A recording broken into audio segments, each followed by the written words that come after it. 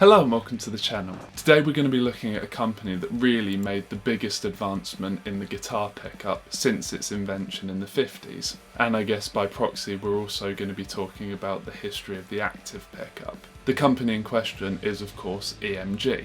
So to go back to the start, we need to meet Rob Turner, who is an American engineer and of course the founder of EMG. Before he started the company, he was well versed in electronics, and in his younger years spent his time fixing and troubleshooting short-range radios for his father. He would then take his interest in electronics and apply it to guitar pickups, modifying existing pickups and experimenting with the use of preamps. In 1976 he then founded the company that would go on to become EMG, but at the time was known as Dirty Work Studios. His experimentation with preamps would then lead up to the release of the first pickups, the EMG, SA and S pickups.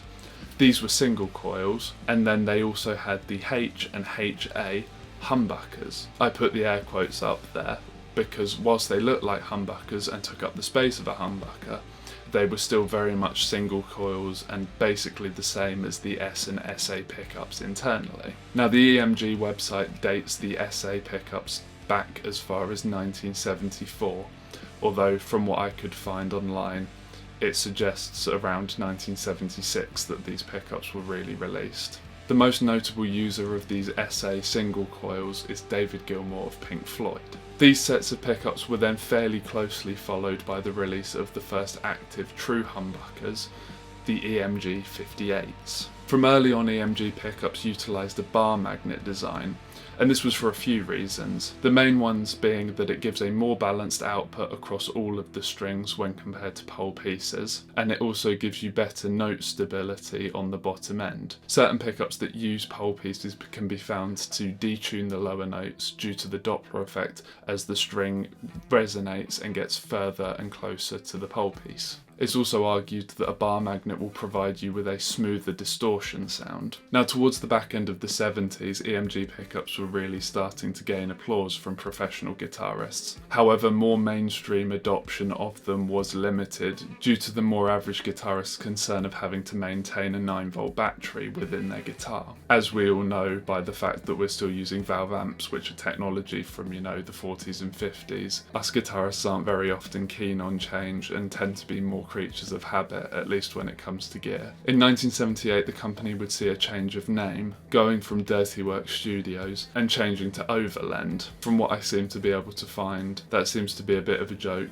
due to the fact that the company were overextended on credit at the time. In 1979 the company would start developing what would go on to become possibly their most famous pickup, and I'm sure the sound that all of you have in mind when you think of EMG, that being the 81 and 85 combo. But as the name suggests, those pickups wouldn't actually be released until 1981. Now aside from that combo of pickups being released, 1981 was important for EMG for another reason. That being that in 1981 the SS model of pickup, now known as the HB, would become standard equipment on the Steinberger L series of basses. Pickups of both the active and passive variety would also go on to become standard equipment on quite a few of Steinberger's other guitars too. And this really was the first step into the mainstream for EMG. Now the Steinberger connection for EMG was pivotal for another reason also, and that's because it led to the company's introduction to Hap Kufner. Now he was best known for being the co-owner of New York's Mandolin Brothers Vintage Instrument Shop, but he would go on to work for EMG in a marketing capacity and take the company to various trade shows among other things, and from the information available he seems to be pivotal in the expansion of EMG. Now it wouldn't be until 1983 that the company would finally settle on the name EMG Inc. As you've probably noticed, I have been using EMG the whole way through this video, but up until this point in 1983 it was only the name of the pickups that were EMG, not the company, but that all changed in 1983.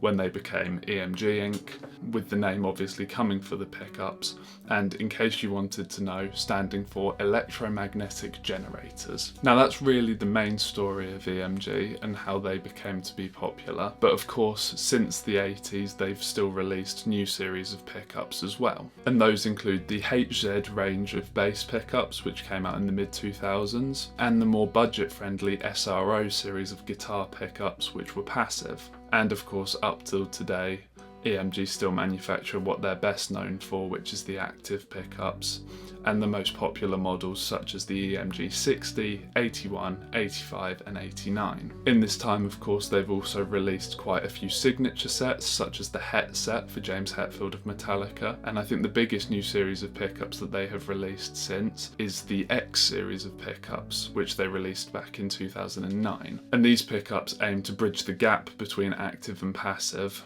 and have a more natural and less compressed sound. Now, as I'm sure you're all aware of, EMG has had a huge artist roster for quite some time, and that certainly is still the case today. But over the years, those notable players have included Zakk Wylde, all of the members of Slayer, both James Hetfield and Kirk Hammett from Metallica, and hundreds of other metal players. Despite EMG since the 80s having a reputation for being a metal pickup, there have been plenty of non-metal players who have used them too.